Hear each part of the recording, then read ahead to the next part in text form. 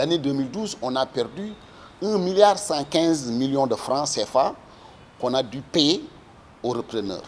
En termes de recettes internes, c'est 127 millions de francs CFA, près de 130 millions qui n'ont pas été mobilisés à partir de ces 3 mois de JSC.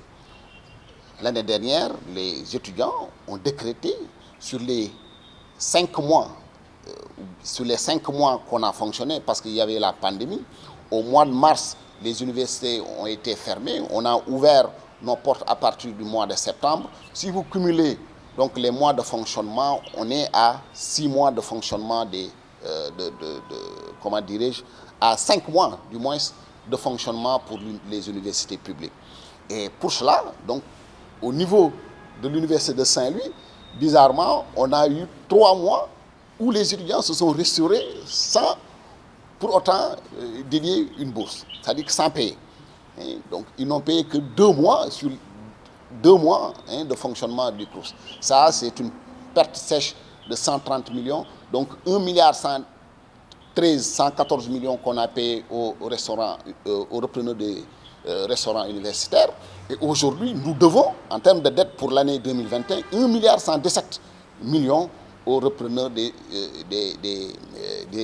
restaurants universitaires.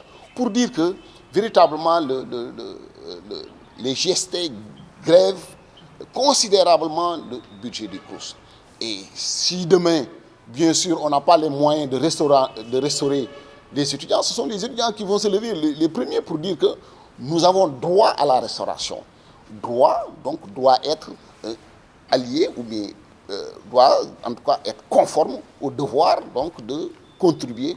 Et donc d'autant plus que la contribution n'est pas si considérable que cela. Pour prendre son petit déjeuner, on débourse 50 francs. Pour prendre son déjeuner ou bien son dîner, on débourse que 100 francs quand même. Alors qu'on a à côté des bourses qui ont été augmentées pour les demi-bourses de 20 000 francs, des bourses entières revues à la hausse à hauteur de 40 000 francs et des bourses d'excellence à 65 000 francs. Donc c'est incompréhensible que quand même au niveau de l'université de Saint-Louis, qu'à chaque fois pour un oui ou pour un non, qu'on déclenche une journée sans ticket. Et cela quand même, sur les 5 universités que compte le Sénégal, c'est seulement au niveau de l'université de Saint-Louis que on note donc cette journée sans ticket qui est déclenchée à bout de champ. Donc vraiment, il est temps de remettre les choses en ordre et véritablement de voir en tout cas donc, les voies et moyens qui peuvent permettre au CROUS donc, de mener à bien ses missions. Et ces voies et moyens, c'est carrément de faire tout pour que les JSC s'arrêtent au niveau de l'université Gaston Berger.